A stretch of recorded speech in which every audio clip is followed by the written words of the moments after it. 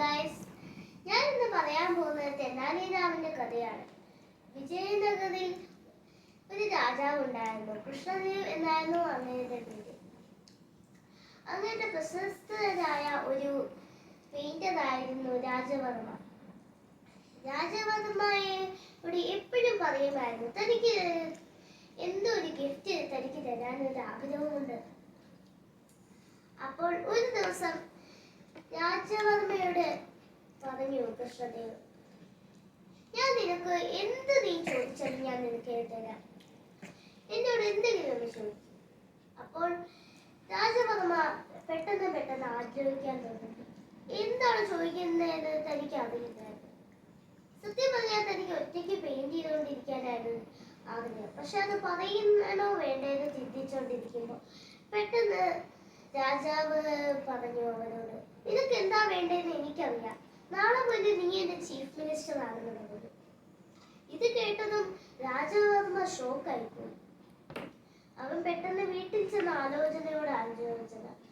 കാരണം താൻ ഇതുവരെ ഇന്നത്തെ രാജ്യസഭയിലെ ഒരു കാര്യങ്ങളും ചെയ്തിട്ടില്ല. അന്ന് എപ്പോഴും അവന് പേടിയായി.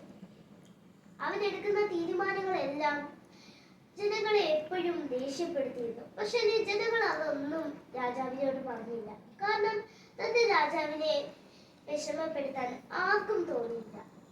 ഒരു ദിവസം ആ ഗ്രാമത്തിലെ എല്ലാ വലിയവരും കൂടെ ഒരു തീരുമാനമെടുത്തു.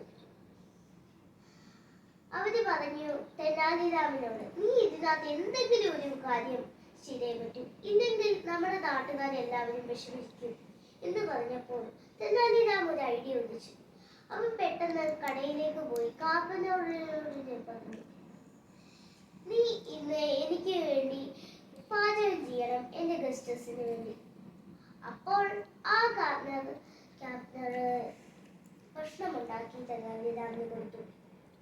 രാജാവും അവരുടെ കൂട്ടുകാരായ അയൽ രാജാക്കന്മാരും അവരുടെ കൂടെ വന്നു. തെനാലിരാമന്റെ വീട്ടിൽ അവർ ഭക്ഷണം കഴിച്ചു തുടങ്ങി. 2 സെക്കൻഡിന് ശേഷം എല്ലാവരും വെള്ളത്തിന് വേണ്ടി കരഞ്ഞു. അപ്പോൾ തെനാലിരാം വെള്ളം കൊണ്ടുവന്ന് കഴിഞ്ഞിട്ട് രാജാവ് ഒരുപാട് തെനാലിരാമനെ വഴക്ക് പറഞ്ഞു. അതിനുശേഷം രാജാവ് ഇച്ചിരി ഒന്ന് ദേഷ്യം കുറഞ്ഞ അപ്പം തന്നെ തെനാലിരാമൻ പറഞ്ഞു, ഈ ഭക്ഷണം ഉണ്ടാക്കിയത് ഇവിടുത്തെ ഏറ്റവും എക്സലന്റ് ആയിട്ടുള്ള ഒരു കാർപ്പൻ്ററാണ്.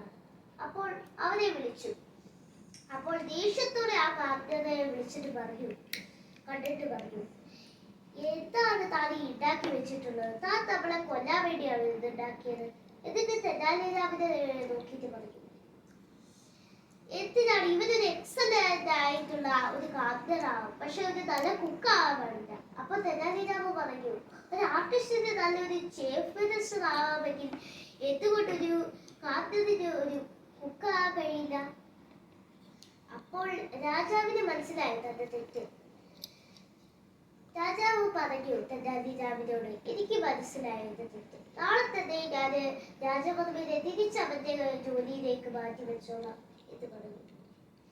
രാജവർമ്മയെ നാളെ തന്നെ തിരിച്ചവന്റെ പഴയ ജോലിയിലേക്ക് മാറ്റി. തെനാലിരാമനോട് അവൻ നന്ദി പറഞ്ഞു. ഇത്രയേ ഉള്ളൂ എന്റെ ഈ കഥ. നിങ്ങൾക്ക് എല്ലാവർക്കും മനസ്സിലായല്ലോ. നിങ്ങൾക്ക് പറ്റിയ ഒരു ജോലി നിങ്ങളെ കൊണ്ട് ചെയ്യാൻ കഴിയും. Thank you.